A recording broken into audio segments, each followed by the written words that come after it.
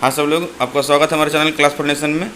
तो सबसे पहले हम आज एनएम के बहनें जो धरना प्रदर्शन दे रही हैं गर्दनी बाग में काफ़ी दिनों से, तो मैं सबसे पहले उन लोगों को शुभकामना देना चाहता हूं कि आप लोग का धरना प्रदर्शन सफल हो और आपकी बात सरकार तक पहुंचे और सरकार को आपकी बात को एकदम 100% मानना ही पड़ेगा, क्योंकि वैकेंसी जब आई थी, आपको मेरिट बेस्ड सिलेक्शन आई थी, तो उसमें एग्ज़ाम नहीं होना चाहिए और ये बिल्कुल भी न्यायपूर्ण रवैया नहीं है सरकार का। तो मैं आशा करता हूं कि आपकी मांग ज़रूर पूरी होगी।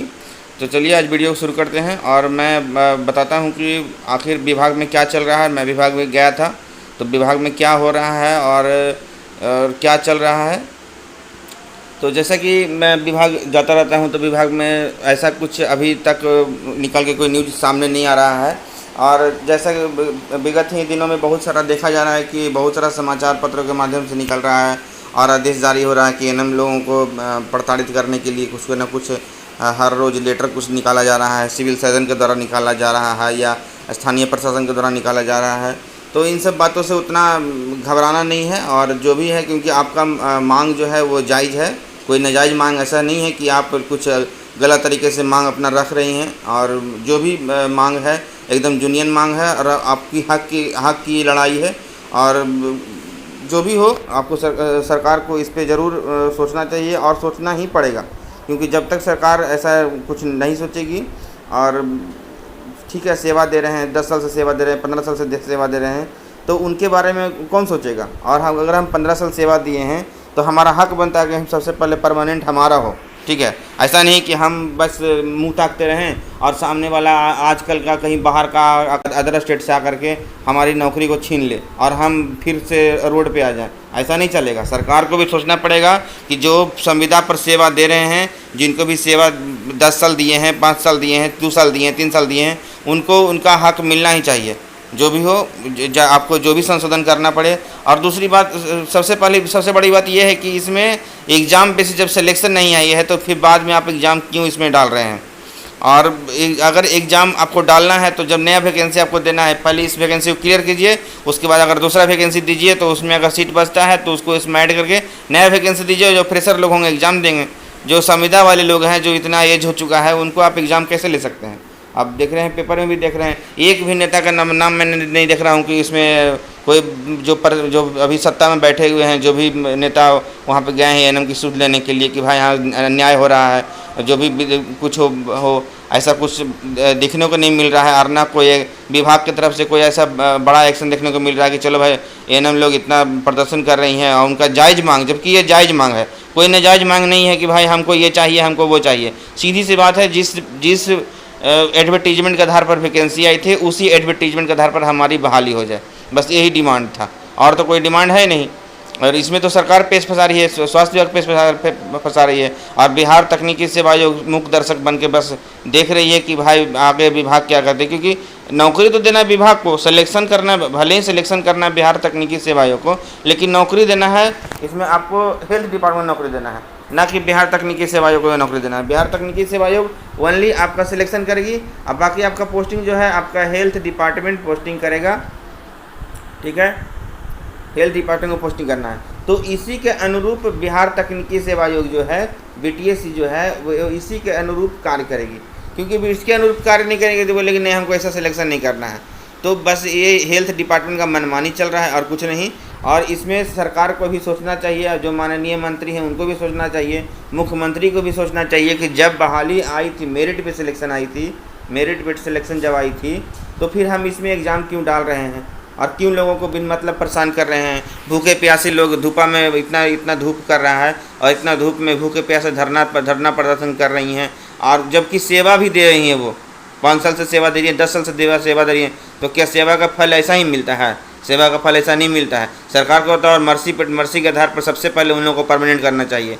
बस इन लोगों को सत्ता में आना है और अपना रोटी सेकना है। इन लोगों को, हमको नहीं लगता है कि जो जनता का जो मुद्दा है, चाहे जनता के मुद्दे से कोई फ़र्क पड़ने वाला है। इन्हें कोई परेशानी होती है तभी इनको जनता के मुद्दे की याद आती है, ठीक है। जब तक इन्हें कुछ परेशानी न हो, जब तक जनता का कोई भी इन लोगों को समझ में नहीं आता है। हाँ, इन्हें अगर परेशानी होगी तो आपके और हमारे बीच में आएंगे, अब बोलेंगे देखिए ऐसा हो रहा है, कभी वैसा हो रहा है, कभी कुछ निकालेंगे।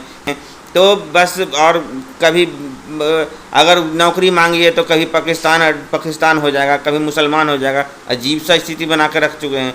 तो हमें बस राजनीति नहीं करना है। जो भाई आपको वैकेंसी जो निकाला गया था उसके आधार पर हमको वैकेंसी चाहिए। हम लोग किसी पार्टी विशेष से नहीं है। जो भी एनएम है, एनएम बहनें हैं, वो किसी पार्टी के नहीं हैं। वो पूरे प्रदेश की जनता को सेवा कर रही हैं। तो उन्हें अपना हक ज़रूर से ज़रूर मिलना चाहिए। और इसमें जो भी फैसला हो माननीय सीएम को और माननीय स्वास्थ्य मंत्री को ज़रूर से इसमें फैसला करना चाहिए और इन पे दयापूर्वक विचार करना ही चाहिए। और लोग बिन मतलब धरना प्रदर्शन कर रहे हैं, क्योंकि जब मेरिट पे सिलेक्शन आई है तो आप लोग क्यों इसमें परेशानी डाल रहे हैं लोगों को। आप इस वैकेंसी को क्लियर कर दीजिए। जो भी संविदा वाले हैं उनको प्राथमिकता के आधार पर आप परमानेंट कर दीजिए, जल्दी से जल्दी परमानेंट कीजिए। और आगे जो नई आने वाली वैकेंसी उसमें आप एग्ज़ाम लीजिए। एक एग्ज़ाम क्या, 2 एग्ज़ाम लीजिए। कौन रोक रहा है एग्ज़ाम लेने से आपको? कोई बोल रहा है कि एग्ज़ाम नहीं लीजिए। लेकिन आप जो सिलेक्शन प्रोसेस है, जो क्राइटेरिया आपने अपनाया है, पहले आप क्यों बहाल किए? पहले ही एग्ज़ाम ले रहे। अगर एग्ज़ाम लिए हैं तो फिर दोबारा क्यों एग्ज़ाम ले रहे हैं? अगर बिहार स्वास्थ्य जो स्टेट हेल्थ सोसाइटी है उससे भी एग्ज़ाम हुआ है बहुत बार, तो बहुत लोगों को संविदा पर लिया गया है। अगर वो लोग वहाँ पे क्वालिफाई करके जब नौकरी में आए तो फिर दोबारा एग्ज़ाम क्यों? किस लिए एग्ज़ाम? तो सारा चीज़ें यहाँ पे सरकार में बैठे जो भी अधिकारी हैं, जो नियम कानून बनाते हैं, हमारे जो मिनिस्टर्स हैं चाहे कोई भी, वो तो सिर्फ जाकर के अपना साइन कर देते हैं उतना। और लोग जो यहाँ मतलब जो सरकार में बैठे हुए जो पदाधिकारी और अधिकारी जो हैं, वो कोई सरकार रहना तो उन्हीं को है, उलट पुलट करके, कभी इस विभाग से उस विभाग में, उस विभाग से उस विभाग में। तो यही लोग जितना नियम कानून बनाते हैं, रूल रेगुलेशन सारा जो बैठे पदाधिकारी अधिकारी हैं वही बनाते हैं। अब बाकी मिनिस्टर तो अपना उनके पास साइन करने के लिए भेजा था। लेकिन इसमें जो जनता के प्रतिनिधि जो मिनिस्टर हैं और फिर इसमें सीएम हमारे प्रतिनिधि हैं, तो इन्हें ज़रूर से सोचना चाहिए अपने जनता के बारे में कि भाई क्या करिए। जनता तो हम इन्हें चुने हैं। वो लोग तो भाई अपना आईएएस बन गए हैं, चाहे जो भी बन गए हैं, बीपीएस बन गए हैं, उनको क्या मतलब है जनता के मुद्दों से? उनको तो कोई फ़र्क नहीं पड़ने वाला है। और इतना ज़्यादा भ्रष्टाचार चल रहा है, इतना हो रहा है, तो लोगों को क्या उम्मीद है कि आगे जब एग्ज़ाम लेंगे तो कि ये इसमें फेयर होगा? आप उसमें सारा लोग बाहर का भर जाएगा। अब जो बिहार का है, आप यहाँ तो ऐसे स्थानीय नीति भी नहीं लागू है कि यहाँ पे भाई 90% लोकल को होगा, 10% बाहर वाला को होगा। पता चलेगा कि 90% बाहर वाला को हो गया और 10% अंदर वाला को भी नहीं हो पाया। तो सारे सरकार को सोचना चाहिए। और ऐसा गलत आदेश की नौकरी से निकाल देने का आदेश, ये सब का नहीं निकलना चाहिए। इससे और जनता में गलत मैसेज आएगा और लोगों में अपने कार्य भावना के प्रति बहुत ही गलत भावना पैदा होगी। लोग बहुत ज़्यादा अवसाद में चले जाएंगे।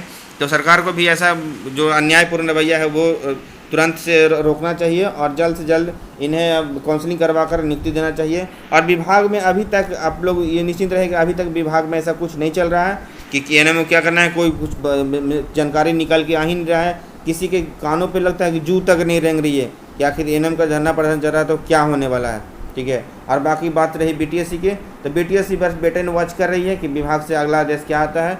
बीटीएससी का इसमें कोई रोल नहीं है। बीटीएससी को जैसा आदेश मिलेगा बीटीएससी अपना वर्क उसी तरीक़े से करेगी और जो एडवर्टीजमेंट है उसके आधार पर बीटीएससी को करना ही होगा और वही करेगी। नहीं तो फिर वैकेंसी को अगर कैंसिल करना है तो वो अलग बात है। लेकिन इतना लोगों को आप परेशान कर रहे हैं, ऐसे किसी को परेशान करके और वैकेंसी निकाल के वैकेंसी कैंसिल करना, ये करना अच्छी बात नहीं है। तो जो भी है सरकार में बैठे लोग हैं, जो सुनने वाले लोग हैं, और मान लें कि मुख्यमंत्री हैं, स्वास्थ्य मंत्री हैं, अब पता नहीं सरकार भी एस्टेब्लिश्ड है या नहीं है। भगवान जाने आगामी दिनों में क्या होने वाला है।